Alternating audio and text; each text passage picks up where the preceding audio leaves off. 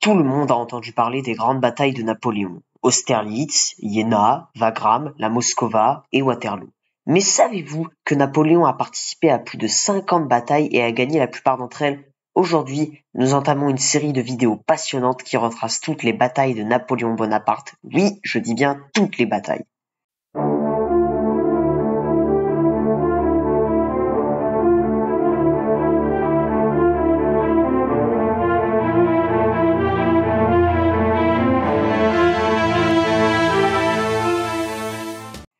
Dans cet épisode 1, pour inaugurer la série, nous allons explorer la première bataille victorieuse de Napoléon Bonaparte, le siège de Toulon en 1793. Elle est essentielle car elle va donner confiance à Napoléon qui va prendre conscience avec cette première victoire de son génie militaire. Avant de plonger dans les détails du siège de Toulon, il est crucial de comprendre le contexte historique de l'époque. Nous sommes en 1793, au cœur de la Révolution française. La ville de Toulon est occupée par les Britanniques et les royalistes, constituant une menace directe pour la République française. C'est dans ce contexte tendu que le jeune et ambitieux Bonaparte, âgé de seulement 24 ans, se voit confier le commandement de l'artillerie lors du siège de Toulon. Le 22 août, l'arrivée d'une frégate anglaise à Marseille aggrave encore la situation déjà explosive. Des combats violents éclatent dans les rues de la ville, mais les troupes républicaines finissent par reprendre le contrôle. Les chefs fédéralistes, sentant la menace peser sur eux, fuient vers Toulon et cherchent l'aide des flottes étrangères. C'est à ce moment précis que Bonaparte fait son entrée à Toulon le 16 septembre, se voyant confier le commandement de l'artillerie.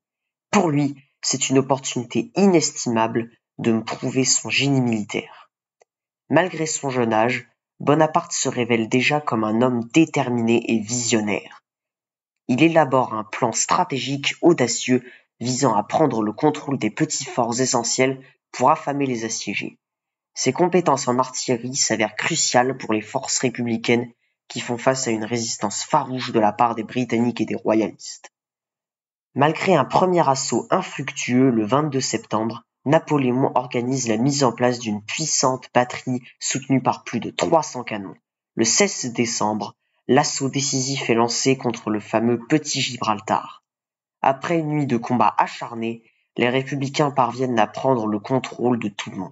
Ce siège de Toulon marque véritablement la naissance d'un génie militaire. Bonaparte y démontre son génie tactique et son courage personnel faisant preuve d'une détermination sans faille. Cette bataille est un tournant décisif dans la vie de Napoléon Bonaparte. Il deviendra l'un des plus grands stratèges de l'histoire.